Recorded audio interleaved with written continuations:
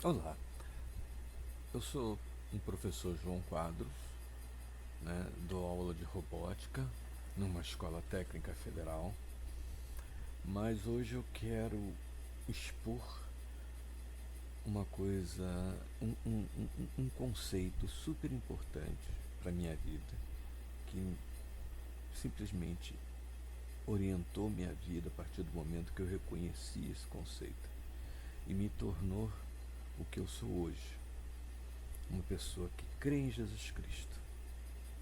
Agora, a grande pergunta que eu tive que responder e a pergunta que eu faço a todo mundo é: quem é Jesus Cristo para nós?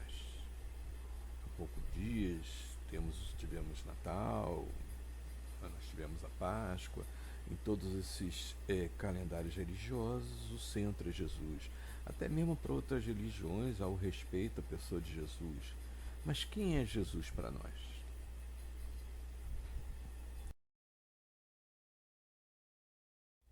Uma vez, Jesus estava com seus discípulos e no caminho perguntou, né? Quem diz os homens que eu sou? Quem dizem os homens que é o Filho do Homem? Aí os discípulos responderam, né? Isso está nos três evangelhos canônicos, Marcos, Lucas, Mateus. Ah, João Batista, Elias, outro profeta, Jeremias e tal. E aí Jesus vos perguntou a eles: e vós, que andavam com Jesus, quem dizeis que eu sou? As respostas estão até aqui em, em cinza, mas tanto Pedro, né, principalmente Pedro respondeu, né? Mas a pergunta é para nós. E vocês? Quem dizem que eu sou? Que eu sou? Quando eu era mais jovem, 18, 16, 17 anos, eu era um leitor, né? Muito, desde pequeno, desde que meu avô me presenteou com o Manual do Escoteiro Menino, eu gosto de ler. E na minha leitura, ao longo do tempo, eu li João Paul Sartre com 16 anos, li Santo Agostinho também, Confissões, li Nostradamus, li o Relatório Wright, li vários livros, né, da época, né, li Richard Bach e tal. E um livro que eu não conseguia ler direito era a Bíblia. Não é que eu não quisesse ler. Eu lia, abria as páginas, elas eram cansativas demais para mim, não faziam sentido. E por mais que eu me esforçasse, eu não conseguia percorrer as páginas da Bíblia de uma maneira suave. Um dia, uma amiga minha me deu uma Bíblia, né? João Ferreira de Almeida, que eu não conhecia a tradução, já que eu era católico, só conhecia as traduções católicas, e eu comecei a ler. Não tinha nenhuma diferença das traduções católicas, a essência era a mesma, mas eu comecei a ler e ler e ler e consegui ler, e fui de Gênesis, Êxodos, Juízes, Reis, né, Jó, e fui para os profetas, Isaías, Jeremias, Malaquias, e fui para os evangelhos, e fui indo, lendo as cartas de Paulo, até que eu cheguei na Epístola de João, primeira Epístola de João. E ali eu vi uma frase que era: Deus é amor. A partir daí, alguma coisa aconteceu no meu coração e eu fui para essa pergunta: João, o que você diz a respeito de mim? Quem é que eu sou para você? Foi a pergunta que foi no meu coração. Até aquele instante, eu via Jesus como uma pessoa bastante importante.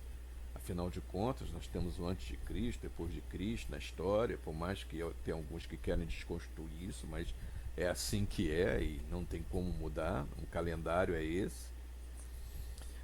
Mas eu via Jesus como um revolucionário, uma pessoa que deu exemplo, que deu boas palavras e definia ele como um profeta, assim como muitas outras religiões definem ele como um profeta. Mas quem é Jesus de verdade? Naquele instante que eu li Deus é amor, começou a vir todas as coisas que eu tinha lido à minha mente. E olha que eu não tinha nem chegado a Apocalipse. E continuei a leitura até o final. E aí, ao final da leitura, eu me tornei cristão. Deus então teve misericórdia de mim e me tirou do império das trevas e me trouxe para o reino do Filho do seu amor através da sua graça. E aí eu entendi a história. Tudo começa no Gênesis 1:1, né? Onde está escrito: no princípio criou Deus o céu e a terra, o universo. Na verdade, a palavra que está associada a essa criação é o cosmos, o céu e a terra. Tudo que existe, qualquer coisa que exista no universo, esteja onde estiver, é criação de Deus. Partiu daí. Criou Deus o cosmos e a terra. Depois, né, eu acho interessante esse versículo que diz: e disse Deus, haja luz, e houve luz. Vamos pensar nesse versículo mais adiante. Vocês vão entender como é importante isso, Deus dizer haja luz. Depois, lá na frente, Deus cria, né, os animais, cria os mares, cria as plantas, né? Mas ele diz o seguinte: façamos o homem. Presta atenção que no nosso português a palavra está no plural. Eu vou chamar a atenção disso mais adiante também. Deus disse: façamos o homem à nossa imagem, conforme a nossa semelhança, e domine ele sobre os mares, os peixes dos mar, as aves do céu, sobre o gado e sobre toda a terra, e sobre todo réptil que se move sobre a terra. Deus estava concedendo ao homem o domínio, o trabalho, a gerência sobre sua criação, sobre a terra, que era a sua criação. No princípio, criou Deus os céus, cosmos e a terra. Então Deus, a terra, deu para o homem. E disse Deus: eis que vos tenho dado toda a erva que dá semente, que está sobre a face da terra, e toda a árvore em que há fruto, e serviaste por mantimento, e todo animal da terra, todo mundo, aves, todo mundo, vai comer a erva, e assim será mantimento para eles. E assim foi. Presta atenção que no princípio os animais não se matavam, não corriam atrás uns dos outros, não havia carnívoros, nem o homem. Todos comiam dos frutos que as árvores davam. Ninguém morria, as árvores não morriam, os animais não morriam, o homem não morria. Tudo era perfeito. O Senhor pegou o homem e o pôs para trabalhar, para gerenciar, para guardar o Éden, com tudo que ele tinha. Todas as árvores, tudo, tudo, tudo. Ou seja, muitas pessoas dizem que o trabalho, né, foi uma maldição que Deus deu. Não, olha só. Deus pôs no jardim do Éden o homem para trabalhar. O trabalho foi criado antes de Adão e Eva pecarem. O trabalho era uma bênção. Era assim como Deus trabalhou para criar todo o universo, ele também colocou o homem para trabalhar e para modificar o jardim. Afinal de contas, o homem era a sua imagem e semelhança. Mas Deus deu uma ordem ao homem. De toda árvore do jardim comerás livremente. E tinha muita árvore, gente. Mas da árvore do conhecimento do bem e do mal, dela não comerás, porque no dia em que dela comeres, certamente morrerás. Veja, Deus não disse que ia matar o homem. E muita gente confunde essa árvore do conhecimento do bem e do mal como ciência. Não. Lá em Eclesiastes diz que Deus pôs tudo do coração do homem, pôs no coração do homem o cosmos para ser descoberto. Então, desde que o homem foi criado, Deus deu a vontade dele conhecer sobre as coisas. Em outras palavras, a ciência. A árvore do conhecimento do bem e do mal não é ciência. É uma árvore perigosa, porque quem dela comer teria capacidade de definir, ou pelo menos pensar em definir, o que era bem ou mal. Percebam só o seguinte: Deus é um ser perfeito. Sempre foi, sempre é e sempre será. E Ele é o único que sabe discernir com perfeição o que é bem, o que é mal. E essa árvore do conhecimento do mal, do bem e do mal, estava no Éden. Mas por quê? Para que o homem fosse provado, se ele quisesse conhecer o bem e o mal por si mesmo, ou através da convivência com Deus. E se ele comesse dessa árvore, ele estaria dizendo: eu não quero viver sobre o domínio e a graça de Deus. Deus então criou Eva, né? Depois de Adão. Presta atenção que para criar Eva, Deus fez Adão dormir. Adão não dormia, gente. Não havia cansaço. Ele não suava, ele não perdia forças.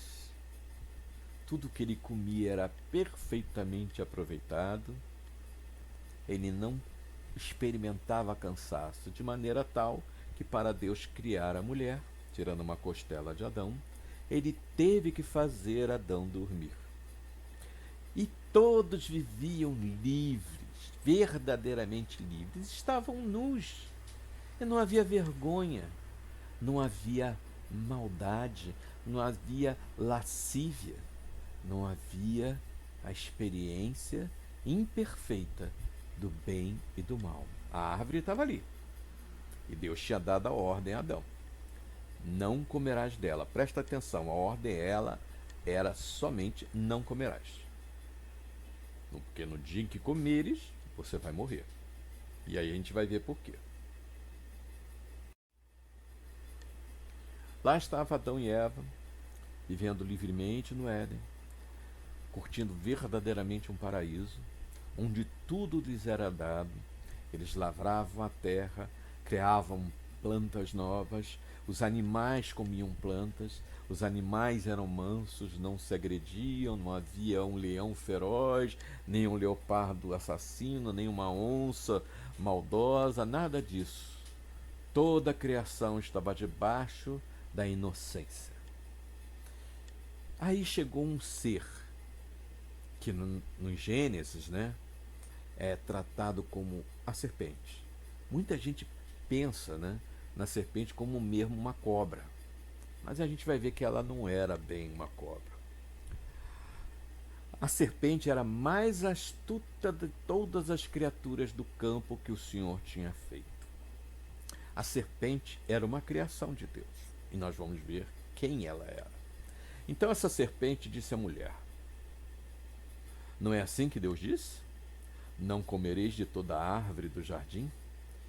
E disse a mulher à serpente: do fruto da árvore do jardim comeremos, mas da árvore que está no meio do jardim, ela nem disse a árvore do bem e do mal, a que está no meio do jardim, disse Deus: dela não comereis. Aí Eva acrescenta alguma coisa que nós vimos antes que Deus não falou: nem nele tocareis, para que não morrais.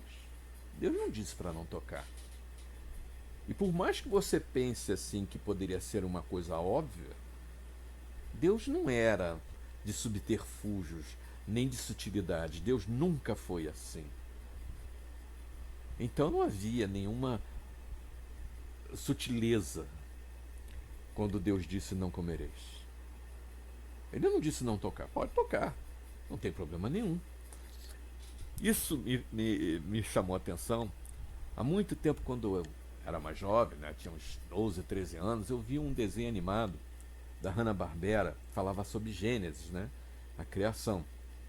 Ele ainda pode ser encontrado no YouTube.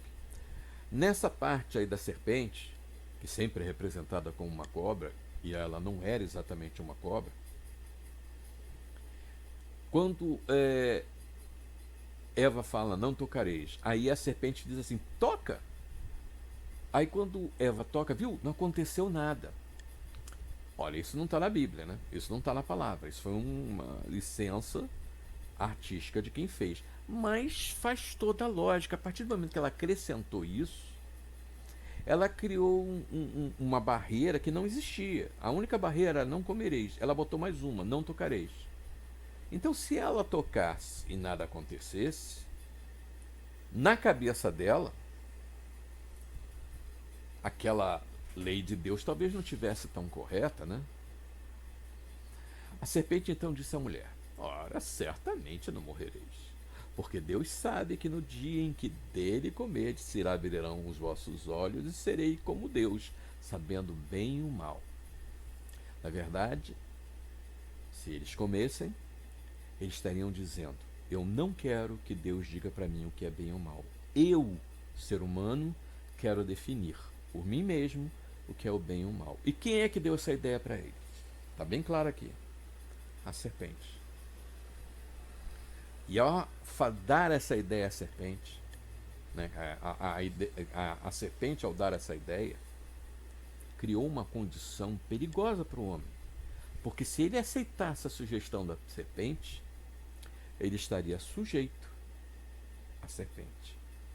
E toda a ideia de bem e de mal seria um conluio entre o homem e a serpente, não mais uma fonte vinda de Deus. Presta atenção no que aconteceu. E viu a mulher que aquela árvore era boa para se comer. Lá em João, na primeira carta de João, a gente viu que o mundo tem 3 concupiscências, né? Concupiscência da carne, concupiscência dos olhos e soberba da vida. Então presta atenção. A mulher viu que o fruto daquela árvore era boa para se comer. Ou seja, concupiscência da carne. Agradaria a minha carne. Agradável aos olhos, né? Ela devia ser uma fruta bonita, devia ser um fruto bonito, né? Diferente. Então ele era agradável, né? Concupiscência dos olhos, né? Dava desejo. E que desejo é esse? Dar entendimento. Esse entendimento estava a ver com o bem e o mal, e a serpente disse que esse entendimento faria eles serem como Deus. Então aqui Eva e Adão, né? Adão e Eva que comeram desse fruto, estavam dizendo a si mesmos, eu quero ser Deus. Tal qual um outro personagem, muito parecido com o que a serpente estava, né, influenciando o homem. Se você comer, você vai ser como Deus. Esse é o maior de todos os, né, prêmios, né, ser como Deus. E quem é que vai ser como Deus? Já que ele mesmo diz que antes dele não houve nenhum e depois dele não haverá mais nenhum. E ele é eterno e único. Então ninguém seria como Deus. Mas o homem quis ser como Deus. E tomou o fruto, comeu, e Adão também comeu. Lá adiante, quando Deus chama Adão, é óbvio que Deus sabia o que tinha acontecido, porque no momento que aquilo aconteceu, que ele comeu a árvore, né, do fruto do bem e do mal que Deus disse para não comer, ele abalou a relação de Deus com sua criação, a criação inteira.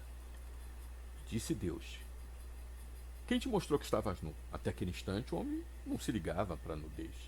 Mas no momento que ele adquiriu a capacidade de dizer o que era certo ou errado, o que é bem ou mal, por si mesmo, ele teve vergonha da sua própria nudez.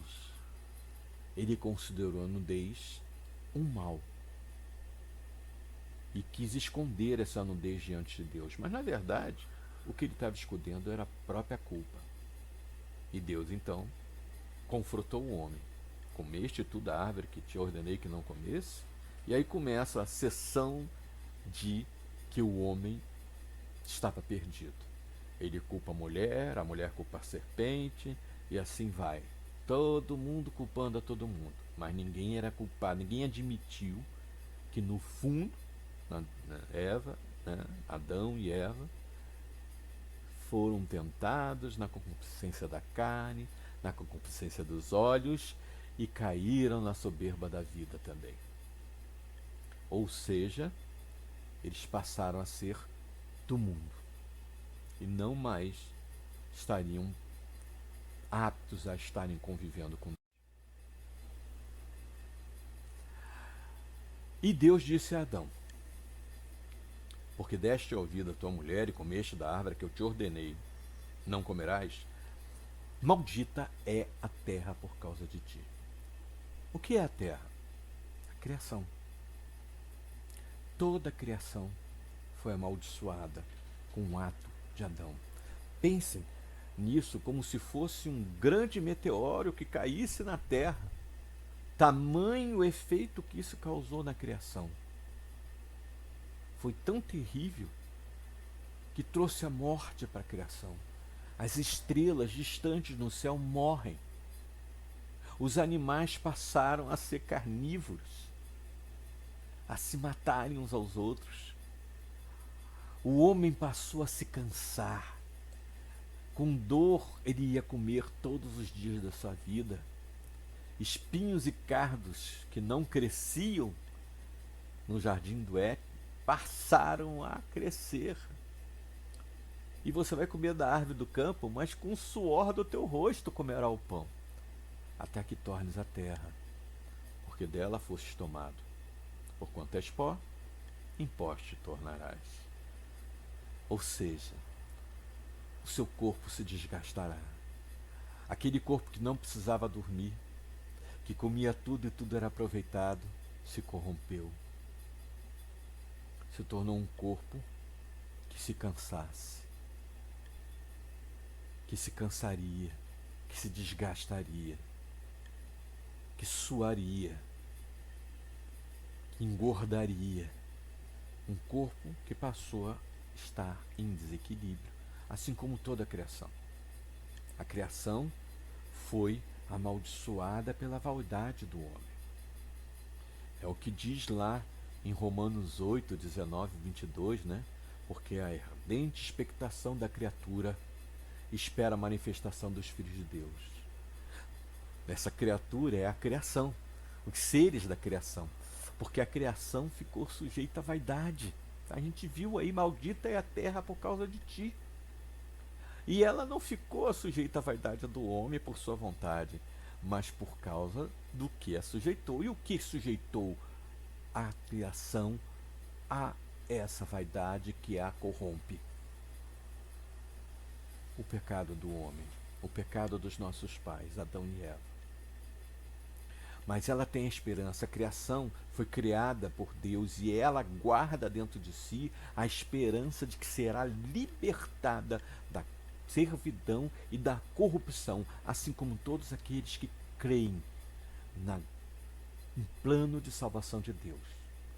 Porque para a liberdade da glória dos filhos de Deus é que essa servidão da criação irá acabar. Toda a criação geme, está com dores de parto até agora. Quando a gente costuma dizer assim, Deus não criou tudo perfeito, criou. A criação era perfeita. A gente viu lá no Éden, tudo era perfeito, nada se gastava, não tinha espinhos e cardos. Isso surgiu porque a terra foi amaldiçoada a partir do momento que o homem entregou a terra para a serpente. ou seja, ouviu a serpente e tornou a serpente um ser, uma criatura, que teria domínio sobre o sistema que aquele homem caído iria criar. E esse sistema faz o quê? Destrói a criação. Sistema econômico, sistema financeiro, os governos, os reinos, todos eles estão empenhados em apenas uma coisa. Todos, sem exceção, destruir a criação de Deus, inspirados pela serpente, a quem Adão e Eva ouviram e concederam um voto, entre aspas, de confiança. Mas essa criação espera ser renovada, porque é isso que Deus fala lá em Apocalipse. Criarei novos céus e novos cosmos, onde não mais haverá morte de nada. E não haverá nenhum planeta desabitado, nenhum planeta que não tenha planta, nenhum planeta que não tenha vida. Porque isso foi tirado do nosso universo quando Adão pecou. Então presta atenção. O pecado de Adão foi tão poderoso que destruiu, perverteu, corrompeu a criação que Deus tinha feito para nós e que Ele tinha entregado para que nós cuidássemos dela. A terra e o cosmos foram corrompidos pela ação de pecaminosa do homem de não ter ouvido a Deus e ter escolhido ele, eu vou dizer o que é bem ou mal para mim, sem que tivesse nenhuma noção disso. E por isso que estamos na condição de hoje. Bem, aí Deus tem uma outra coisa. Eis que o homem é como um de nós. Novamente, a palavra está no plural. Sabendo o bem e o mal. Né? Sapiente que existe um bem e um mal, só não sabe fazer nada com isso. É como uma criança de 10 anos a quem você dá uma arma. Ela vai sair atirando, não tem discernimento, e é o que nos falta. Nós não temos discernimento sobre a verdade entre o bem e o mal. Não é à toa que temos tantas filosofias, ideologias, as modernas, as antigas, todas querendo definir o que é bem ou mal para a humanidade, sem que haja harmonia, tudo conflituoso. Governos que se levantam para dizer, nós somos o bem, e quem não é com a gente tem que morrer. Não, nada disso era vontade de Deus. E ele então impediu o homem de comer a árvore da vida. Presta atenção. A árvore da vida era uma árvore que somente Deus poderia dar a qualquer criatura. E ele queria dar ao homem. A árvore da vida, que concede a vida eterna, que é o que está escrito aí, a árvore da vida concede a vida eterna.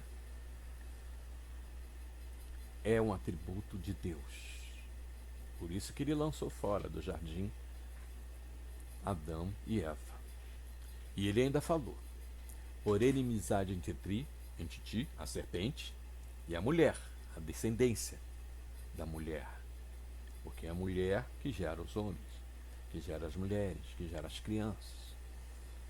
E a semente da mulher ferirá a cabeça da serpente. E a serpente vai lhe ferir o calcanhar, mas não vai ganhar. O dragão parou diante da mulher que havia de dar a luz, para que, dando ela a luz, cagasse o filho. E deu à luz um filho homem que há de reger todas as nações com vara de ferro. E o seu filho foi arrebentado para Deus e para o seu trono. Lá adiante se cumpre a vontade de Deus. Uma mulher dá à luz a um filho. E este filho é o herdeiro de toda a criação.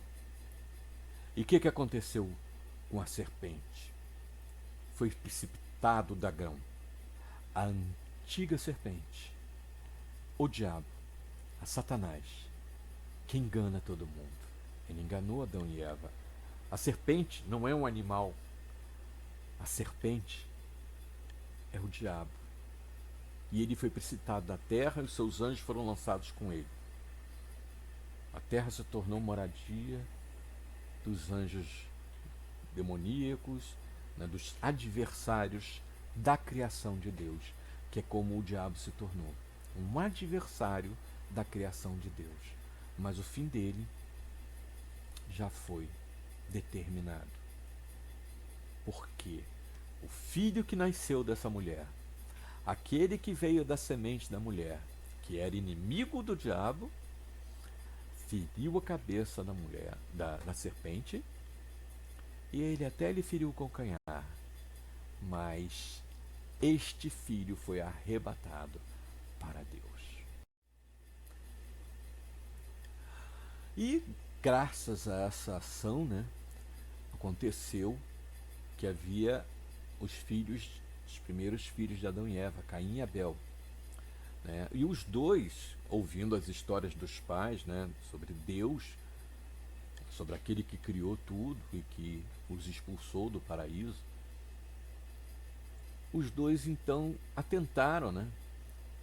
Tentaram fazer algo para esse Deus. Abel trouxe a sua oferta e Deus a aceitou. Mas Caim trouxe a sua oferta também e Deus não atentou. Qual é a diferença? Abel, o que a gente vê em outros textos da Bíblia, ele fez a sua oferta com um pensamento de, quem sabe, fazendo isso, Deus perdoa-nos e nos aceita de novo. Caim, por sua vez, deu a sua oferta pensando, quem sabe eu não faço isso e esse poderoso não fica do meu lado e eu posso fazer qualquer coisa. Perceberam a diferença? Abel pensou na humanidade, Caim pensou em si mesmo. Por isso que ele ficou irado, com semblante caído. E mesmo assim, Deus, na sua misericórdia, vira para Caim, olha, Deus, né, já estava um pouco distante do homem, né? Mas ele se aproximou de Caim. Ele não falou com Abel, falou com Caim. E disse, se bem fizeres, não é certo que serás aceito? E se não fizeres bem, presta atenção no que ele fala. O pecado jaz à porta e sobre ti o seu desejo, mas sobre ele deve dominar. Deus estava dizendo o seguinte, você, né, é filho de Adão e Eva e você carrega, assim como Abel, a semente do pecado, a carne, que se inclina para o pecado. Mas você pode dominar sobre ela. Ou deveria poder. Mas o que Caim fez? Cedeu ao seu desejo maligno, mais uma vez se aliou ao pensamento da serpente e matou Caim. Mais lá na frente, um descendente de Caim, Lameque, diz para suas mulheres, né? Aida e Zila, mulheres de Lameque, escutai as minhas palavras, porque eu matei um homem por me ferir, e um jovem por me pisar. Presta atenção, ele matou um homem por ferir a ele. Tudo bem, poderia ser até que você pensasse que ele estava em legítima defesa, mas um jovem por pisar. Aí ele fala assim, porque 7 vezes Caim será castigado, ou seja, aquele que matasse Caim seria castigado, mas Lameque vai ser, quem pegar em Lameque vai ser castigado 70 vezes 7. Ou seja, Lameque virou cínico, virou um cara cético e cínico. Ele não mais cria em Deus. Ele escarneceu daquilo que Deus tinha dado para Caim. Deus ainda foi misericordioso com o assassino Caim, dizendo que ia botar uma marca nele para que ninguém o matasse. E quem o matasse seria amaldiçoado 7 vezes. Lameque matou uma pessoa por pisar, por egoísmo, por pura maldade. E ainda teve o cinismo de dizer uma coisa que Deus não disse. Se quem fizer mal para Caim será castigado 7 vezes, quem fizer mal para Lameque será 70 vezes 7. Deus não disse isso. Isso não veio de Deus. E assim começou o princípio do homem determinando o que é bem ou mal para si mesmo. Lameque estava dizendo, o bem é que ninguém me toque. Eu posso matar quem eu quiser e ninguém pode me tocar. Isso era o bem para Lameque. Mas não era o bem que está determinado para a humanidade. É porque a morte não fazia parte do bem. Ela faz parte do mal. E mais adiante, né, o filho de Sete, e chamado Enos, né, começou a invocar o nome de Deus. A partir daí, Deus e o homem se distanciaram profundamente. Mais adiante, quando a Torre de Babel for erguida, bem lá na frente, as línguas, né, vão sendo trocadas e os homens vão para as suas regiões. Cada um deles vai levar a história que foi passada de um para outro, de pai para filho, sobre Adão e Eva pecando e sobre um Deus que existe. Só que, como o Lameque, esses seres humanos foram criando o seu próprio bem e mal. Então, para uns, Deus era as estrelas, o sol, uma estátua, uma árvore. Eles começaram a se desviar, a adorar a criatura ao invés do Criador. Eles não tinham mais contato com o Criador. E começaram a invocar o nome do Senhor, essa invocação foi se perdendo ao longo das culturas humanas. Mais adiante, viu Deus que a maldade do homem se multiplicara sobre a terra e que toda a imaginação dos pensamentos daqueles seres humanos era só maldade. Não tinha mais bem. Tudo era mal, tudo era cínico, tudo eram pessoas como Lameque dizendo: eu sou o centro do universo. Eu determino o que é bem e mal para todo mundo, não interessa. E o vizinho falando a mesma coisa. Eu determino o que é bem e mal para todo mundo, não interessa. Eu determino o que é bem e mal para todo mundo. Ou seja, todo mundo resolveu ser egoísta ao extremo. Isso foi aproximadamente 2.000, 2.500 anos, 3.000 anos após a expulsão de Adão e Eva. Ou seja, não demorou, né, tanto tempo assim para a humanidade se perverter. Então Deus teve que recomeçar. Aquela humanidade estava muito perversa. Muito perversa. E um dos motivos pelo qual ela estava muito perversa também é que ela durava muito. O pecado ainda não tinha desgastado o ser humano completamente. Então ele vivia 900, 800 anos. A carne humana, né, ainda tinha os reflexos da saída do paraíso.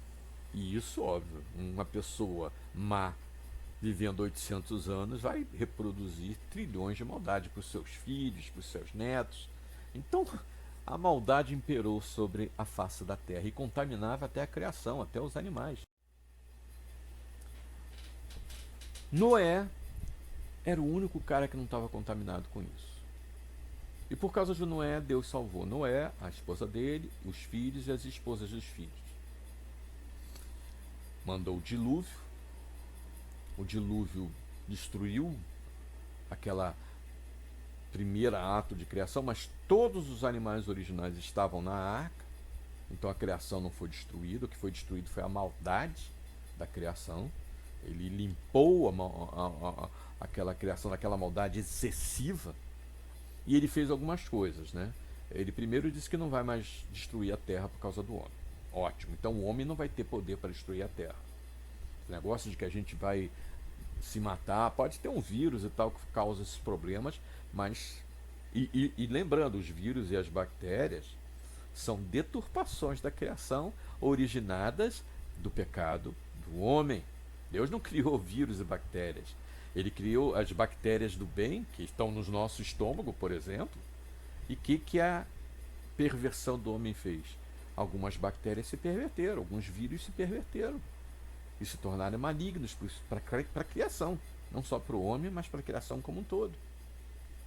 Deus não criou aquele vírus para matar o ser humano. O homem amaldiçoou a terra com seu pecado. E olha só, o homem era mau desde a sua meninice. Aqui está escrito: a imaginação do coração do homem é má desde a sua meninice. E ele não vai mais, por causa disso, acabar com a terra. Mas ele fez uma coisa muito interessante, né? Primeiro ele disse: enquanto durar a terra, vai ter sementeira, segue, frio, calor. Segue a colheita, né? Frio, calor, verão, inverno, dia, noite. Tudo vai continuar acomodante no quartel de Abrantes. Primeira coisa que ele fez: o homem deixou de ser herbívoro. Ele passou a comer carne. Ele só não podia comer carne com vida, com sangue, que tem um significado. O sangue é vida, né? Nós não iríamos ser animais irracionais. Nós iríamos cozer a carne, fazer a carne, mas não com sangue. Comer carne crua faz mal para o corpo humano. E Deus ainda fez uma outra coisa, está em Gênesis também. Ele determinou que a vida do homem não iria mais durar 900, 800 anos. Ia chegar a 100, 120, talvez 140, não mais do que isso. E por quê? Maldade de Deus? Não, porque o corpo do homem se deteriorou com tanto pecado. É por isso que ele precisou comer carne. A deterioração do corpo humano foi tal que a gente precisa se alimentar de coisas que nós perdemos. E continuamos perdendo isso. E por isso sentimos fome, por isso comemos carne. Por mais que as pessoas veganas, né, tenham uma visão até correta de que o ser humano não deveria comer carne, mas na verdade a gente precisa. Porque pervertemos a nossa vida com o pecado. Mais adiante, Deus chama um homem chamado Abraão. E ele manda sair da terra, porque ele vai fazer dele uma grande nação e vai fazer dele uma bênção. E lá mais adiante, quando ele está de novo, né, estabelecendo essa aliança com Abraão, ele leva Abraão lá para fora, ele vê os céus, né, e diz assim: você pode contar as estrelas? Claro que não. Assim será a sua descendência. Você não vai poder contar. E é interessante é que Abraão creu no Deus que estava falando com ele. E a fé dele foi genuína, límpida, pura. E percebam, não foi egoísta. Ele não estava pensando, serei poderoso.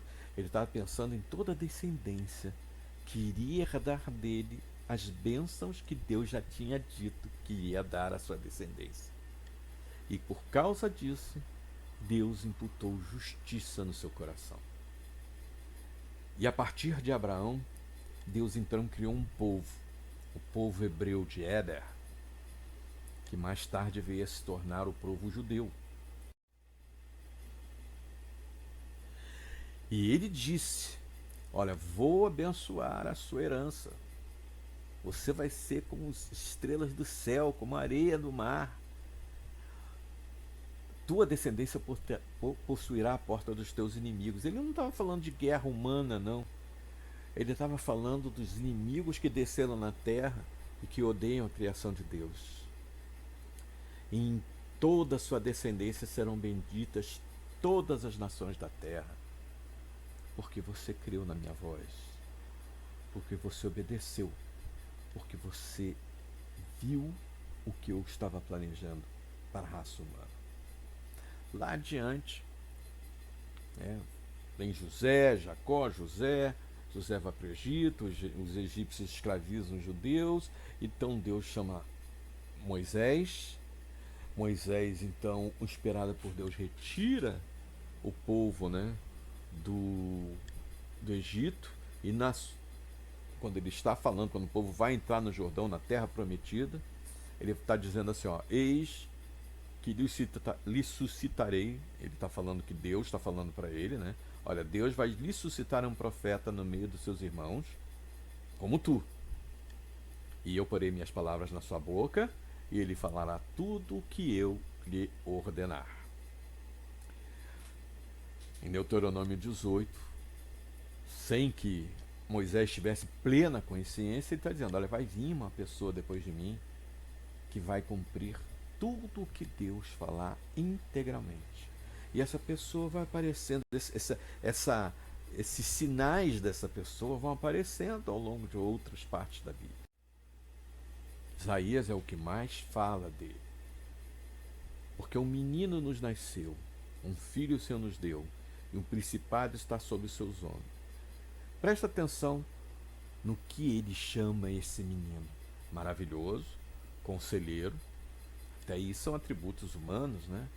Mas de repente ele usa Deus forte, Pai da eternidade, Quem criou a eternidade? Quem é eterno? Deus. Presta atenção nisso, guarda isso no seu coração. Príncipe da paz. E desse principado a paz não terá fim. Sob o trono de Davi no seu reino, para afirmar ou certificar com juízo e com justiça, desde agora e para sempre, o zelo do Senhor dos Exércitos fará isso. Ou seja, este que vai nascer vai estabelecer um principado de paz,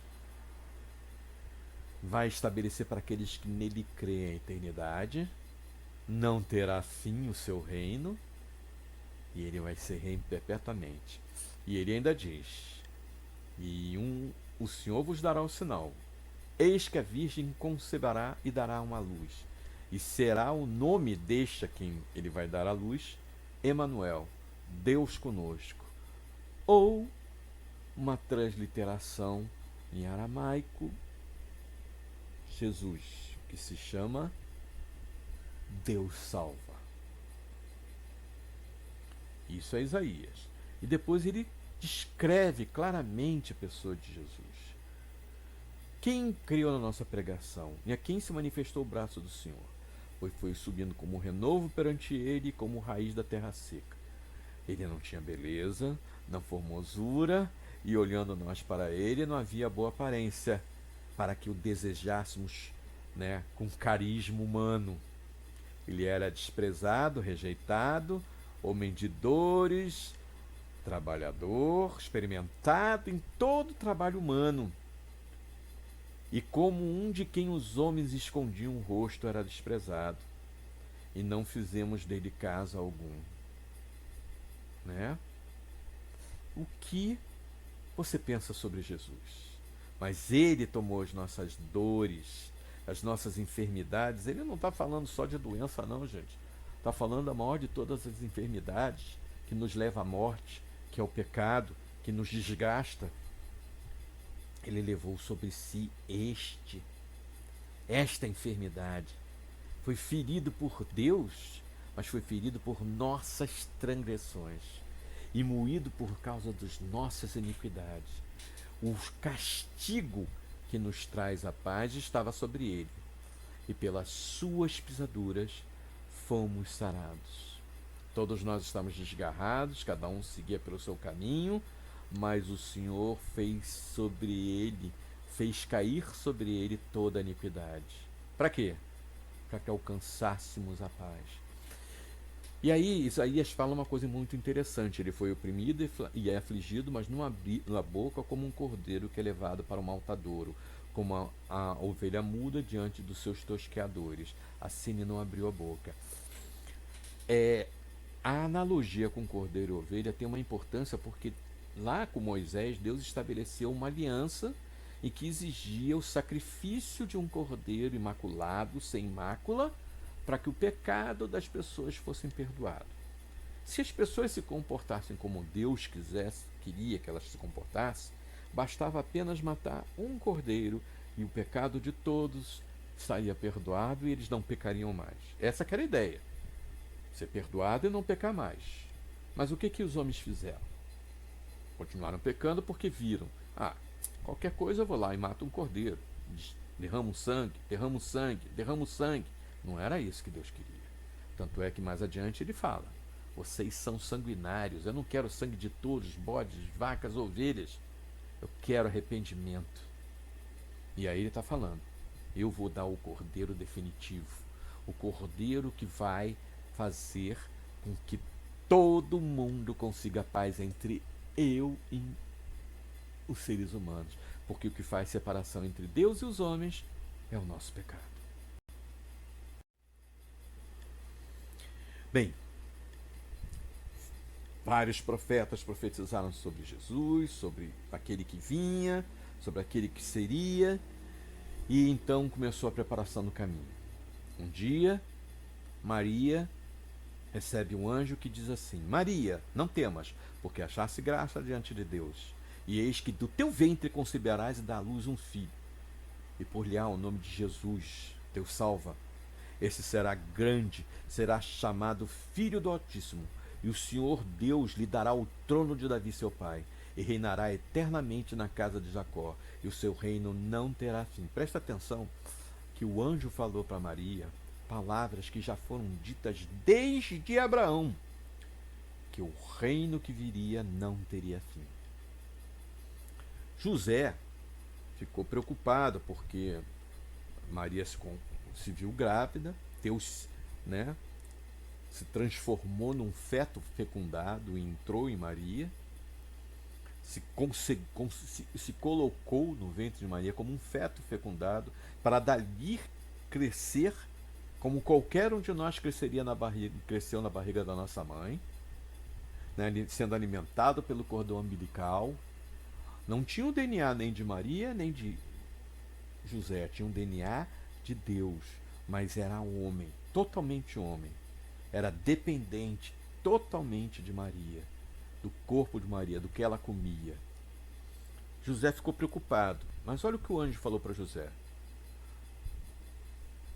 José, filho de Davi, não temas receber a Maria como tua mulher, porque o que nela está gerado é do Espírito Santo. Aquilo que eu acabei de dizer para vocês. Deus se fez, né, se reduziu a um feto humano fecundado pelo Espírito Santo, e aquele que ia nascer seria Jesus. Deus salva, porque ele salvará o seu povo dos seus pecados, conforme Isaías já tinha dito. E apareceu João Batista, dizendo assim: após mim vem aquele que é mais forte do que eu, do qual não sou digno de, abaixando-me, desatar a correia dos seus alparcas. Eu, em verdade, vos batizo com água, ele, porém, vos batizará com o Espírito Santo. Ora, nenhum ser humano que passou pela palavra pôde dar o Espírito Santo ao outro. Porque o Espírito Santo só pode ser dado por Deus. Então esse que estava vindo tinha poder para derramar o Espírito Santo sobre os homens. E apareceu Jesus de Nazaré, né, da Galileia, foi batizado por João no Jordão, e logo saiu da água, ele, Jesus, viu os céus abertos, e o Espírito como uma pomba desceu sobre ele, e todos ouviram uma voz dos céus dizendo: Tu és o meu filho amado, em quem me comprazes. Poderoso isso. Mas não foi só isso que demonstrou quem Jesus era. Deus foi dando vários sinais. Na época que Jesus foi apresentado ao templo como bebê, vinha um homem chamado Simão. Era um homem justo e temente a Deus. Esperava a consolação de Israel.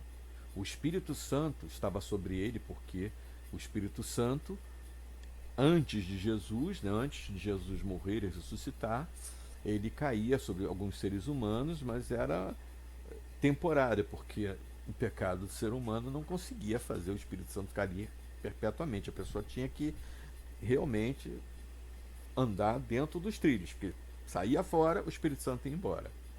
E o Espírito Santo revelou para ele que ele não morreria antes de ver o Cristo Senhor. E pelo Espírito, aí o Espírito Santo levou ele ao templo. E lá estava o menino Jesus trazido pelos seus pais para cumprirem a lei. Então ele tomou Jesus em seus braços, aquela criança, aquele bebê que estava sendo amamentado por Maria, e louvou a Deus e disse: Eu agora, Senhor, posso me despedir em paz. Despedes em paz o teu servo, porque os meus olhos viram a tua salvação segundo a tua palavra.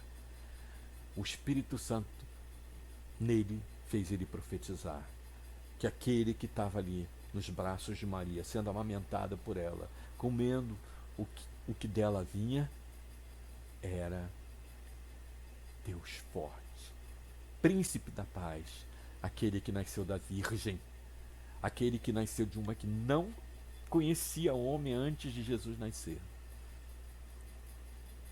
E ele vai ser luz para todos os povos e nações, e glória para o povo de Israel, porque esse Israel iria ser estendido a todos aqueles que creem nele. E aconteceu que Jesus era homem, né? E ele, depois que foi cheio do Espírito Santo, ele foi levado pelo Espírito ao deserto. E durante 40 dias e 40 noites foi tentado pelo diabo. E, né, indo ao extremo, Jesus foi ao extremo do limite do corpo humano, aquele corpo que se degrada, que sente fome. Ele foi ao extremo, ele quis ir ao extremo. Foi importante para ele ir ao extremo, porque ele tinha que experimentar todas as coisas de um ser humano. E não comeu nada. Terminados esses dias, teve fome. Aí apareceu quem? Aquele que andava sobre a terra, o diabo, a serpente. E como a serpente, ele começou: se és o Filho de Deus, ou seja, se é realmente Deus que se fez homem, diz essa pedra que se transforma em pão. Maneira fácil de resolver isso, né? Faz isso e todo mundo vai ver que você é Deus. Não era esse o plano de Deus, não era esse o plano de Jesus. E Jesus lhe respondeu: nem só de pão viverá o homem, mas de toda a palavra de Deus. Percebe só que o que o diabo está fazendo aqui é a mesma coisa que ele fez com Eva. Eva viu o fruto e viu que era bom de comer. O diabo mostrou a Jesus uma pedra e disse: transforme em pão, você pode. Eu sei quem você é. Mas Jesus diz: não. Nada disso. Eu vou viver da palavra de Deus. Ou seja, obedeceu a primeira parte. Depois o diabo, levando ele ao monte, mostrou-lhe, né? Fez ele olhar para todos os reinos do mundo. Os reinos do mundo, gente, não fazem parte da criação de Deus. Eles surgiram pelos planos do homem pecaminoso, que cedeu à serpente. E é por isso que o diabo fala: ó, tá olhando para esse mundo todo, para esses reinos todos? Eu vou te dar todos eles. Basta você, né, me adorar. Porque tudo que está aí é meu. Eu vou te dar todo esse poder e toda a glória. Né? Olha como é bonito isso. Concupiscência dos olhos, que gera o desejo, né? O que Jesus responde? Afasta-te de mim, Satanás. Porque está escrito: somente o Senhor teu Deus te adorará, e só Ele servirá. Novamente, Jesus coloca a obediência a Deus, como fez na primeira. Primeiro ele diz: eu vou obedecer a palavra de Deus. E segundo ele diz: eu só vou adorar a Deus e só vou servir a Ele. E por fim, o diabo então leva ele para o pináculo do templo, né? E fala: se é realmente filho de Deus, né? Deus que se fez homem, lança-te daqui para baixo, porque está escrito: mandará os teus anjos acerca de ti, que te guardem e que te sustentem na mão, para que nunca tropeces no pé em alguma pedra. Ou seja, mostra para todo mundo quem você é.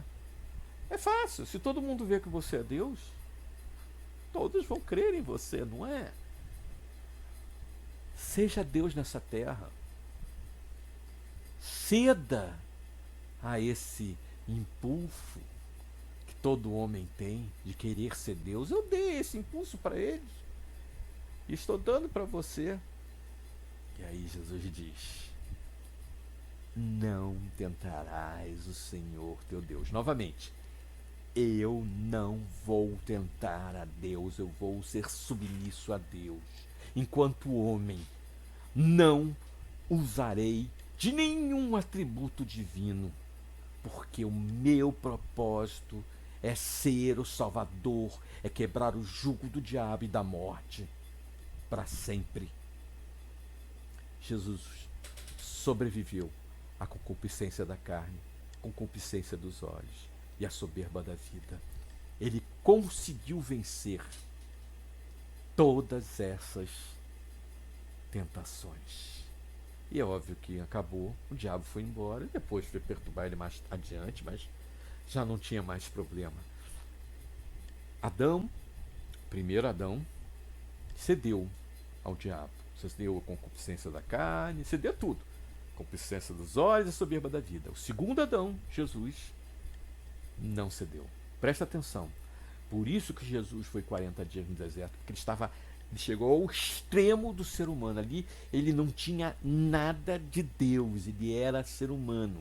Ele era Deus que se fez homem, mas ali ele se colocou como um homem, como igualzinho a Adão, com fome, com necessidade, com cansaço, com, com impaciência, né?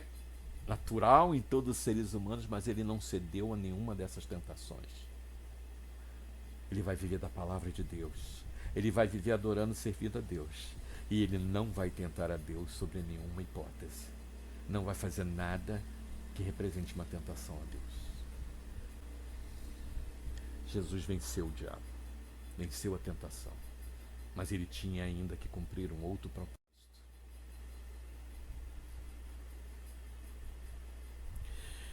Bem, agora vamos a uma coisa muito interessante. Moisés, quando foi chamado por Deus, né, eis que vos envia aos filhos de Israel. E quando eu for lá, Moisés estava dizendo, né, eles disseram: o Deus dos vossos pais me enviou. E me disserem: qual é o nome desse Deus? Né? Que lhes direi eu? E Deus disse: Deus não tem nome. Deus é uma palavra que significa aquele que é adorado. Então ele disse: eu sou o que sou. Disse mais: assim dirá aos filhos de Israel: eu sou, me enviou a vós. A partir daquele instante, só quem podia dizer eu sou, assim, eu sou simples, era Deus. Teve uma vez que eu ouvi um pregador de uma outra religião dizendo assim: Jesus nunca disse que era Deus. Bem, há de convir que se alguém aparece na rua dizendo eu sou Deus, a gente vai taxá-lo de maluco. Então Jesus não ia dizer para todo mundo: eu sou Deus que fez carne. Não. Ele tinha que dizer, como ser humano, a identificação perfeita de Deus. Ele sabia que Deus não tinha nome, mas tinha uma atribuição: ser. Então perguntaram para ele, né, quando falaram o negócio de Abraão, e Jesus respondeu. Presta atenção no que Jesus respondeu: em verdade vos digo que antes que Abraão existisse, eu sou. Gente, é o mesmo eu sou que está lá em Êxodo. É o mesmo eu sou. É a mesma expressão, escrita em hebraico, dizendo a mesma coisa. Por isso que queriam apedrejar ele. Porque naquele instante ele estava dizendo quem ele era. Eu sou Deus que se fez carne. É óbvio que somente as ovelhas de Deus vão ouvir a voz e vão seguir. E tem mais. O que faz Jesus com aquelas ovelhas que ele segue?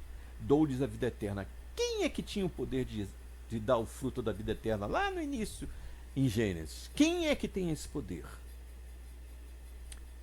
Deus. Então, se Jesus está dizendo que ele vai dar a vida eterna, ele está dizendo: eu sou Deus. Depois ele continua: eu sou o bom pastor, eu sou a porta. Aí ele vira e fala assim: eu e o Pai somos um. Lembra que eu falei para vocês lá em Gênesis? Ele usa muito o plural para definir a si mesmo? Está aí a explicação. Deus sabia que iria encarnar em Jesus. Então ele usou o plural desde Gênesis para que todos aqueles que prestassem atenção na palavra soubessem que ele e o Pai eram a mesma pessoa. Não estou aqui para falar de teologia, pessoa A, pessoa B, substância. Não vamos nos confundir com isso. Porque é um mistério da fé e a razão humana não consegue alcançar. Se Deus quisesse revelar como isso funciona, ele nos revelaria. O que eu posso dizer é o seguinte, uma coisa que eu aprendi de Deus. Assim como no mundo físico, da quântica física, né? Um pequeno pedaço de algo contém todas as características desse algo. Se eu retirar um pequeno pedaço de Deus, esse pequeno pedaço de Deus é Deus. Então, se Deus pegou a si mesmo, né, gerou de si mesmo um óvulo fecundado pelo Espírito Santo, né, e ele sabe toda a biologia humana, ele criou o ser humano. Por mais que a biologia humana tivesse sido pervertida pelo pecado, ele sabia dessa nova biologia humana. E então se colocou no ventre de Maria. Então olha só como é importante isso, gente. Estamos falando de um Deus poderoso, atemporal, Tempo não existe para Deus. Tempo é uma coisa que a gente não consegue conceber no reino de Deus. Não há tempo no reino de Deus, onde Deus reina, porque Deus sempre é. Eu sou, é assim que ele se identificou. Ele sempre é, e sempre é para sempre. Mas ele se reduziu no nosso espaço-tempo. Aqui nesse mundo vivemos sob lei de físicas, matemáticas, né? Essas leis não foram criadas pelo homem, foram descobertas pelo homem. Elas existem. E várias outras leis existem. Lei da gravidade, e outras que a gente ainda não descobriu, mas existem. Todas elas estão na criação. E Deus deu o coração do homem para descobri-las. Isso não é pecado, gente. A ciência nunca foi pecado. Descobrir a criação faz parte do propósito do homem na Terra. Mas esse mundo é temporal. A gente conta o tempo, a gente envelhece. O reino de Deus não tem velhice. Mas Deus, pensa só nisso, gente. Um Deus, um ser que não envelhece, não sente dor, não sabe o que é medo, não sabe o que é cansaço, não sabe nada disso. Ele viu o homem ser amaldiçoado com isso. A maldição quem trouxe foi o próprio homem. Ao fazer isso, ele se afastou de Deus e se afastou da fonte da vida. Mas Deus ama a sua criação, toda a sua criação. Então o que ele fez para redimir o homem e iniciar o processo de conserto da criação? Ele se reduziu a um ser humano.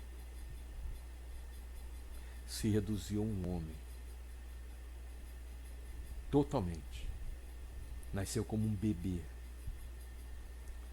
Dependia de Maria e José para alimentá-lo, para fazê-lo andar, para tocar as fraldas. Jesus era um homem como qualquer outro. Fazia xixi, depositava suas fezes, porque o estômago dele era igual ao nosso estômago. Não era um estômago como era o de Adão, porque Deus tinha que ser um homem como nós somos. Ele só não tinha uma coisa: o DNA do pecado que estava em nós, em toda a humanidade. Mas ele poderia ter adquirido esse DNA se tivesse cedido a Satanás lá na tentação. Mas ele venceu a tentação. Mas isso não fez dele um homem diferente, no sentido da carne humana. Ele se cansava, sentia calor, sentia sede, sentia fome. Gente, nós estamos falando de um ser que não precisava passar por isso. Não precisava. Ele viu a maldade do homem 3.000 anos depois que o homem tinha sido criado. E era tão perversa que ele teve que refazer. Mas ele não queria destruir a sua criação. Escolheu Noé para separar animais, plantas, para que a criação continuasse. Nunca foi vontade de Deus destruir a criação. Nunca foi vontade de Deus matar o homem, destruir povos. Tudo isso aconteceu pelo pecado do homem. Deus não tem culpa disso. E ele trabalhou milhares de anos até chegar a esse momento em que ele se encarnaria em uma criança como qualquer outra, de nome humano de Jesus, e com um único propósito: ser o cordeiro a ser sacrificado uma única vez, para que todo homem que nele cresce fosse salvo. E olha como isso é importante. Lembra que eu falei para vocês no início que quando Adão pecou, o universo se perverteu todo, caiu o asteroide, o diabo caiu na terra. Então, a força, o poder que precisava para quebrar tudo isso, só um ser tinha: Deus. Nenhum homem tinha essa capacidade, por mais honesto e puro que o homem fosse. Nenhum homem tinha esse poder de dar a sua vida para pagar o pecado de todos. Esse homem era o Verbo. O Verbo estava com Deus. O Verbo era Deus. Ele estava no princípio com Deus. Todas as coisas foram feitas por ele, e sem ele nada do que foi feito se fez. Nele estava a vida, e a vida sempre foi a luz dos homens. Foi a primeira coisa que Deus disse: haja luz. Depois que ele criou o universo, ele disse: haja luz. E a luz resplandece nas trevas. E é óbvio que as trevas não compreendem a luz. É por isso que tudo que eu vos falo não é compreensível a menos que a luz ilumine você. E o Verbo se fez carne. Deus se fez carne, habitou entre nós e vimos a sua glória como a glória do unigênito, cheio de graça e de verdade. E ainda diz, né? Saiba, pois, com certeza toda a casa de Israel, que a esse Jesus a quem vós crucificastes, Deus o fez Senhor e Cristo. Ele foi Deus que fez homem, e como homem foi um servo perfeito. Ele era o Messias, ele é o Messias, sempre foi e sempre será. Deus falou muitas vezes, de muitas maneiras, a todos os povos, pelos pais, pelos profetas, mas hoje nos fala pelo Filho. Quem é o Filho? Aquele a quem constituiu o herdeiro de tudo, por quem fez todo o mundo, todo o universo, todo o cosmos, o qual, sendo o resplendor da sua glória, ou seja, glória de Deus, é a imagem expressa da sua pessoa, ou seja, Jesus Cristo é Deus. Olhar para Jesus, ter a Jesus e crer em Jesus é estar ligado a Deus. E sustenta todas as coisas pela palavra do seu poder. Ele purificou os nossos pecados e está sentado à destra de Deus. A imagem, né, que se tem não é um trono que está à direita. A ideia para o povo oriental, porque quem está escrevendo não é um cara europeu, não é um cara dos Estados Unidos, gente. Isso não é um livro ocidental, isso é um livro universal, gente. Não foi o Ocidente que escreveu a Bíblia. Nem foi o Ocidente que escolheu os livros da Bíblia inspirados por Deus. Essa ideia de destra da majestade é uma ideia oriental. Aquele que se senta à direita é o próprio rei, porque é o herdeiro do rei. É a ideia de José que representava o faraó, né? E Jesus, como homem, representa a Deus. Ele é mais excelente que os anjos, herdou um nome que é sobre todo nome. Ele é o Filho de Deus, ele foi gerado por Deus. Deus se transformou num feto fecundado para entrar em Maria e dali nascer a pessoa chamada Jesus, que era Deus encarnado. Ele fez com que todos nós se tornássemos filhos. Mas do Filho, olha que Deus fala do Filho. Ó Deus, o teu trono subsiste pelos séculos dos séculos. Cetro de equidade é o cetro do teu reino. Deus chama Jesus de Deus. Jesus Cristo é Deus. Gente, só Deus se fazendo homem. Era possível acabar com a maldição que o homem trouxe sobre o universo, que trouxe a morte, a dor, a desgraça e tudo aquilo que quem ama a justiça odeia. Há um tempo atrás, eu vendo uma determinada novela, feita provavelmente por uma pessoa ateia, tudo bem, ela tem todo o direito de não crer em Deus, todo mundo tem. Deus não obriga ninguém a crer nele.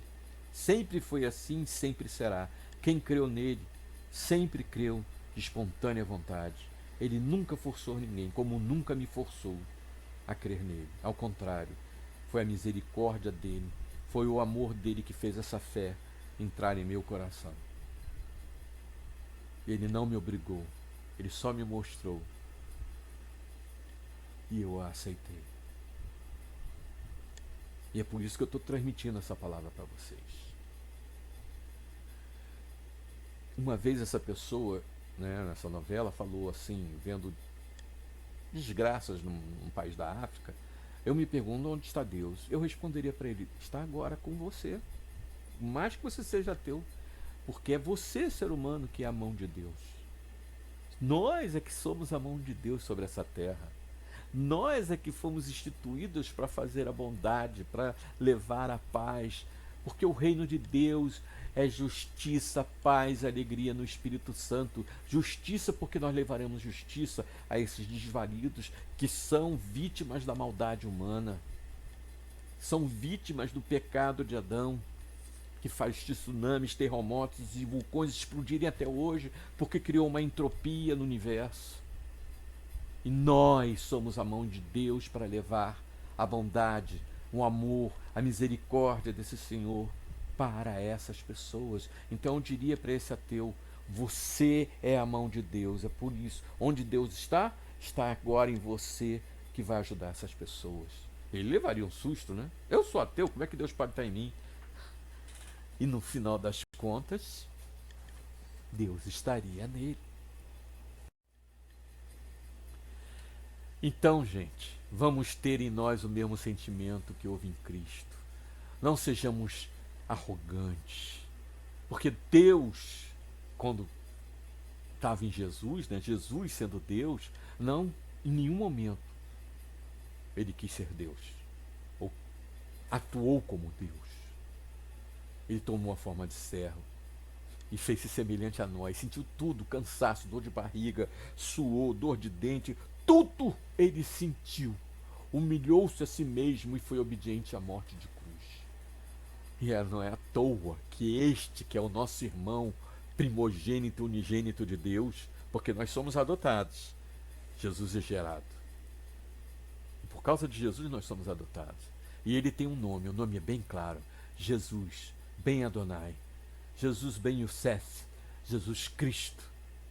E ao nome de Jesus, dito com fé e acreditando em que ele é Deus que se fez homem, todo joelho vai ter que se dobrar, nos céus, na terra, no universo inteiro, e toda língua vai confessar que Jesus Cristo é o Senhor. Os demônios, os anjos, as criaturas criadas por Deus, todas vão se ajoelhar e confessar, concordar que Jesus Cristo é o Senhor. Glória de Deus. Nós não temos um sumo sacerdote. Jesus Cristo não é um cara que não nos conhece. Eu acabei de dizer para você, ele experimentou tudo do ser humano. Quando ele esteve na tentação, ele chegou ao limite da carne humana. 40 dias sem comer, né? E tudo foi tentado, mas não pecou. Ele é um sumo sacerdote que sabe das nossas fraquezas. Ele sabe de todas as nossas depressões, das nossas tristezas, dos nossos egoísmos, das nossas infantilidades. Ele conhece tudo e se compadece e quer nos transformar em seres humanos fortes como ele é. Para fazermos o quê, gente? Para sermos a obra de Deus nessa terra. Porque só há um Deus. E só há um mediador entre Deus e os homens, e esse mediador é Jesus Cristo, porque ele pagou o preço que era impagável. As ovelhas, os bodes não podem pagar. As culturas humanas, quando se perverteram, se afastaram de Deus, elas criaram mecanismos religiosos, né? Todo mundo tem a sua religião, até os ateus têm a sua religião. E muitas culturas, né, sabiam que havia necessidade de um sacrifício para aplacar, né, o pecado que nos faz ficar distante de Deus. E algumas culturas faziam o quê? Né? Sacrificavam pessoas, sacrificavam os prisioneiros de guerra, né, para que houvesse colheita, para que a entidade que eles adorassem, que não era Deus, né, porque eles já tinham pervertido a figura de Deus, já tinham transformado o verdadeiro Deus em criatura, né, adorando a criatura ao invés de Criador. E eles se deterioraram. Quantas culturas humanas fizeram isso? Sacrificaram homens, praticaram canibalismo, porque o canibalismo dava a alma do homem para alguém, e tantas outras coisas abomináveis diante de Deus. Mas Deus pagou o preço por toda a raça humana, todo aquele, qualquer que seja, que crer verdadeiramente que Jesus Cristo é Deus, que morreu na cruz por nós e que ressuscitou, esse é perdoado, recebe o Espírito Santo, e esse Espírito vai dentro de nós dizer que somos dele. Iremos pecar? Com certeza, ainda somos falhos. Nossa carne é fraca, mas Deus nos dará força até o final. E Deus experimentou, gente, a maior de todas desgraças humanas, o desamparo pleno de não ter Deus e ter consciência disso. Porque na cruz ele recebeu todos os nossos pecados. Naquele instante, todos os pecados de todos os seres humanos que nasceram na Terra, que viveram nessa Terra, todos os 15 bilhões de seres humanos, né, e os que ainda vão de vir, todos esses pecados, gente, desde Adão até agora, caíram sobre Jesus naquele instante na cruz.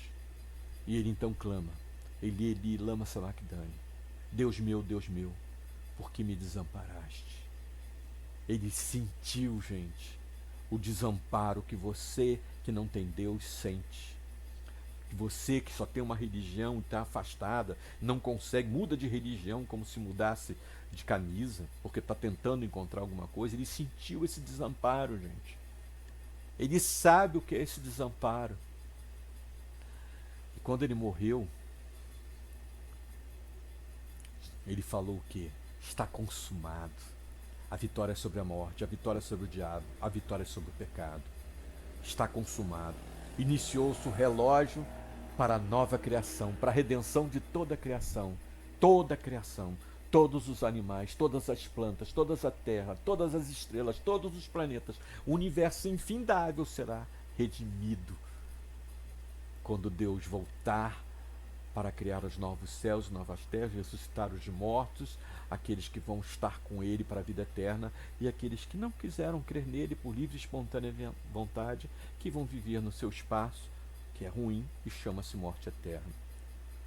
Quando ele morreu, o véu do tempo se rasgou, a terra tremeu, pedras se fenderam, o universo, quando Deus morreu na cruz, levando nossos pecados, o universo entrou numa entropia enorme, tão grande que pessoas que estavam mortas ressuscitaram. E as pessoas viram, caramba, você estava morto, o que aconteceu? Não sei. Aconteceu alguma coisa no universo, no cosmos, tão poderosa que onde havia morte, apareceu a luz, apareceu a vida.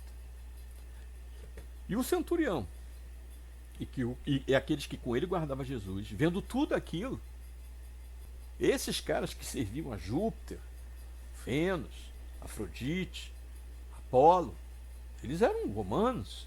Eles serviam a deuses que eram figuras humanas, entidades humanas, similares a qualquer outra, gente. Não há diferença entre os deuses romanos, os deuses nórdicos, os deuses eslavos, os deuses africanos, os deuses japoneses. Não há diferença. Todos eles são falsos deuses. Todos eles nada mais são que representações de demônios que querem ser adorados como Deus. Mas não, esses homens que adoravam falsos deuses, vendo o que aconteceu quando Jesus morreu, concluíram: ele era realmente Deus que se fez homem. Eles viram que naquele momento da morte de Jesus, todo o pecado do homem desapareceu para todo aquele que nele crê. Há perdão absoluto. Absoluto. Não há meio perdão. Há perdão completo.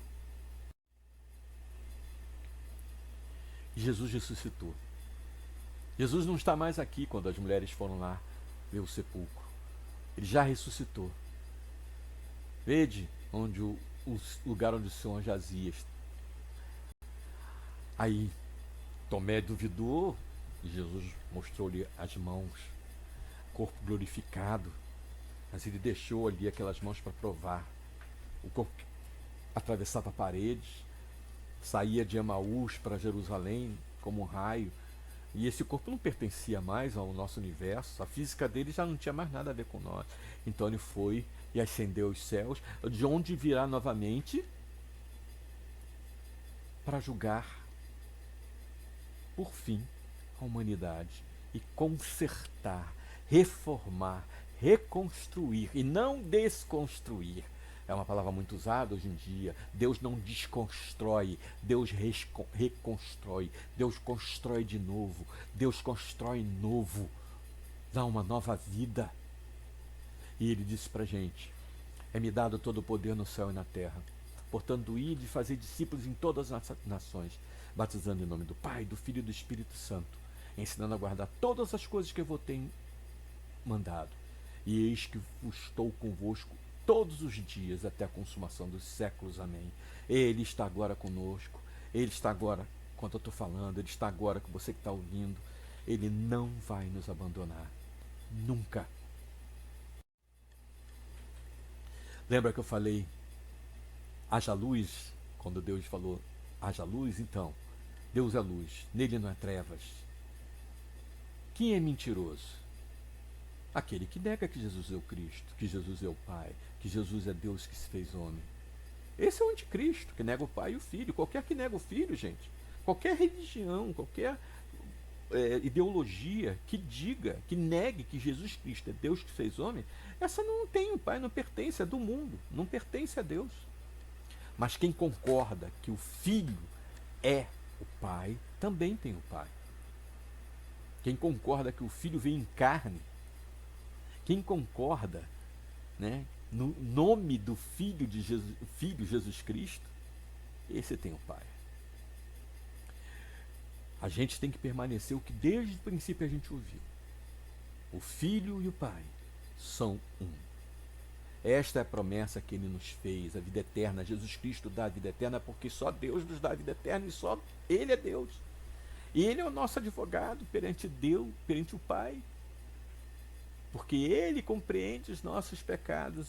Ele sabe de tudo, Ele sabe o que pode nos consertar. Ele é propiação dos nossos pecados, e não só dos nossos pecados, mas de todo mundo que nele crê. E Ele deixou um mandamento. Primeira coisa, amar a Deus acima de todas as coisas, que era obedecê-lo, que é crer que Jesus é quem diz que é. Jesus Cristo é Deus. E o segundo, que é semelhante a esse, temos que nos amar uns aos outros. Nós somos a mão, os pés, os olhos, os ouvidos de Deus na terra. Nós ouvimos as clemências das pessoas. Somos nós que intercedemos por ela diante de Deus. Se nós não fizermos isso, ninguém mais o fará. Me lembro uma vez, quando eu era jovem, já tendo sido atingido pela graça de Deus, eu estava num ônibus, aí uma mulher foi assaltada. Aí o bandido foi embora, a mulher estava desesperada para assaltar, porque ela queria voltar para a casa dela, e o ônibus tinha passado da casa dela. Aí ela ficava, quem é que... por favor, alguém me acompanha, alguém me acompanha. Eu estava sentado e me lembrei assim, cadê o cristão? Né? Tem que ter uma pessoa cristã aqui para ir com ela. Aí o Espírito Santo, né? Você é ele.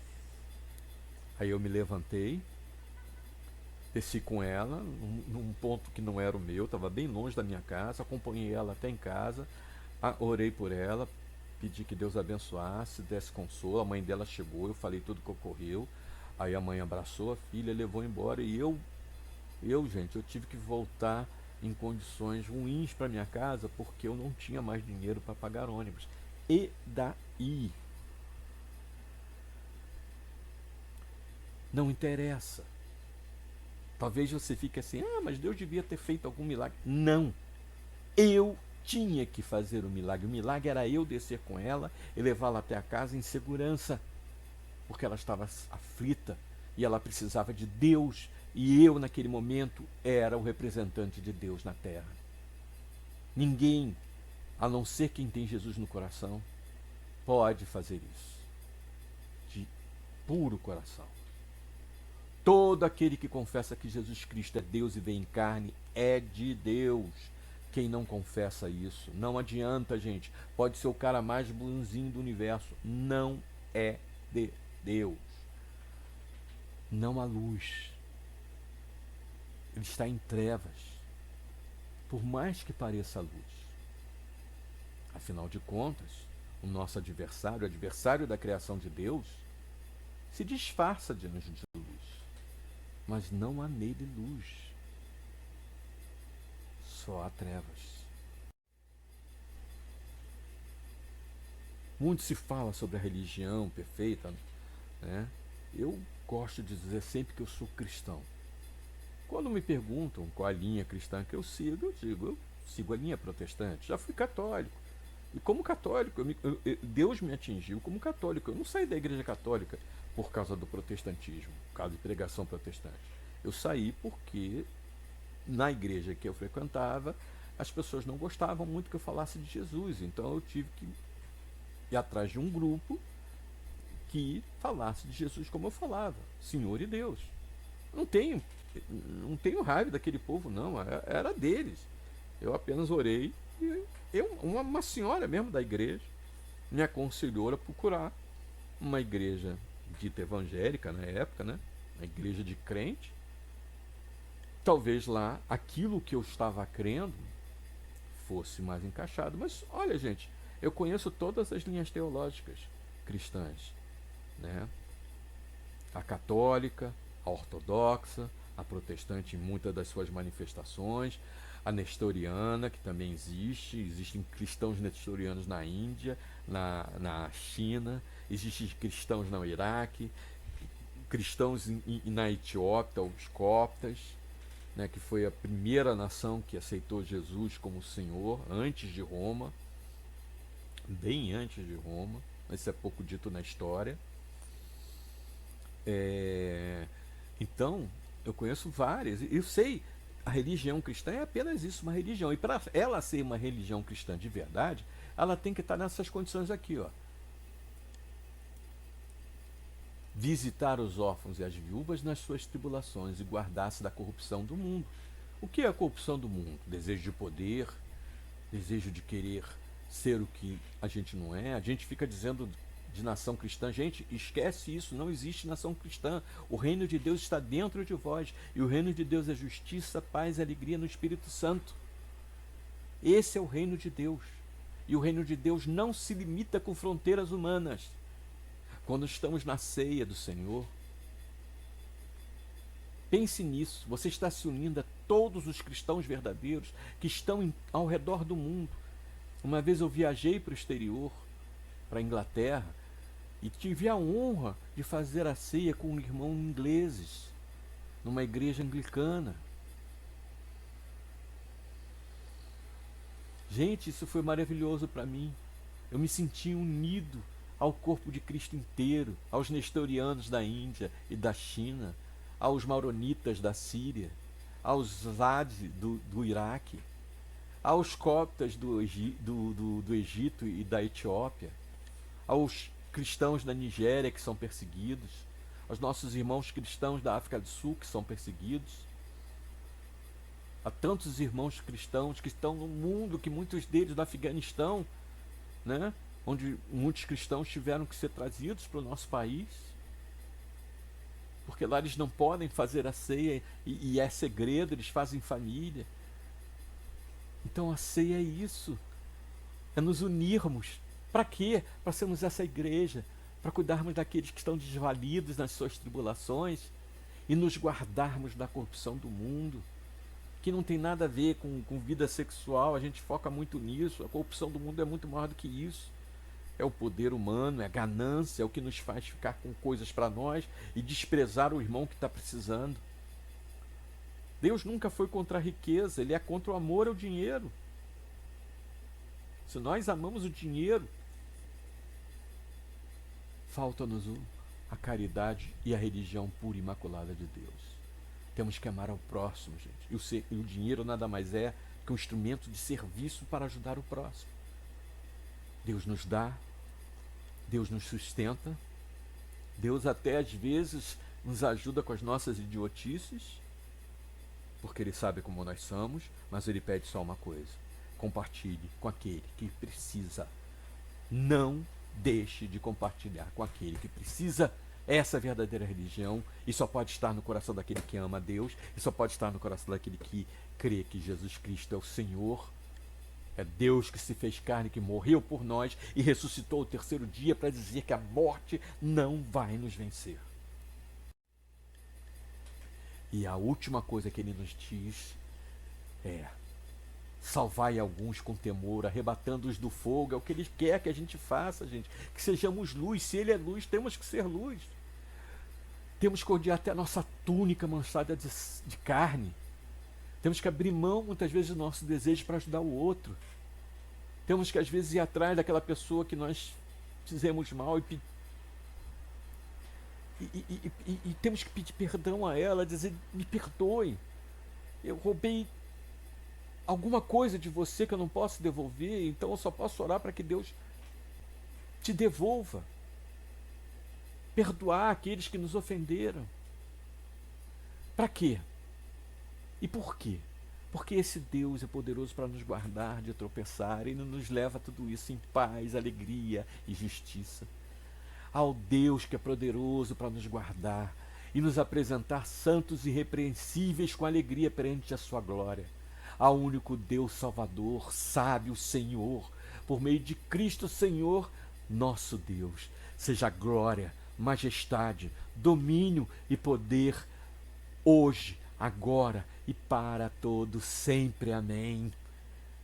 Seja essa a oração, querido, que o Senhor te dê. Pois assim como o Senhor me atingiu com a leitura da palavra e me fez crer em Jesus Cristo como Deus, e que me fez crer que Jesus Cristo não era um profeta, nem era só um sábio, nem era um exemplo. Ele não morreu na cruz, por exemplo, ele não morreu na cruz para me salvar do inferno, do mal, desse mundo, desse sistema. Ele me salvou para que eu fosse luz. E muitas vezes eu não fui luz, mas ele assim mesmo diz: eu vou os apresentar a você irrepreensível diante da minha glória, porque eu sou Deus sábio, Salvador, por meio de Cristo Senhor. E por isso temos que dar a Ele todo dia glória, majestade, domínio e poder. Porque se Deus nos ama tanto que não nos deixará desgarrar, não nos deixará desviar, se tão somente crermos nele como Ele é, como aquele que sabe tudo de nós. Podemos nos chegar perto a Ele e dizer: Senhor, eu tenho esse defeito. E Ele vai dizer: eu sei o que é esse defeito. E eu vou te ajudar a vencer esse defeito. Mas eu vou te ajudar a vencer esse defeito para que você seja luz. E você vai ver quão alegria é ser luz para os outros. No nosso trabalho, na nossa família, na nossa existência, na nossa essência. Esteja nós onde estivermos, sejamos nós quem formos com os nossos defeitos, Deus nos fará luz, luz para os gentios, para que muitos alcancem a salvação e estejam conosco no céu, celebrando a ceia, que vai ser com todo mundo como hoje celebramos. E quando tomamos o pão e o cálice, lembre-se disso, meu irmão. Aquele corpo que está ali é o corpo de Cristo inteiro, em todo o mundo, no tempo e no espaço. Aquele sangue é o sangue derramado por todos aqueles que creram nele, estão salvos diante de Deus. E nós nos unimos a Ele, ao Deus que nos guarda de tropeçar, para nos apresentar santos e irrepreensíveis, ao único Deus, Jesus Cristo, Senhor e Salvador. Por meio de Cristo, Senhor, glória e majestade, domínio e poder, hoje, agora e para sempre. Amém. Muito obrigado por terem me ouvido, gente.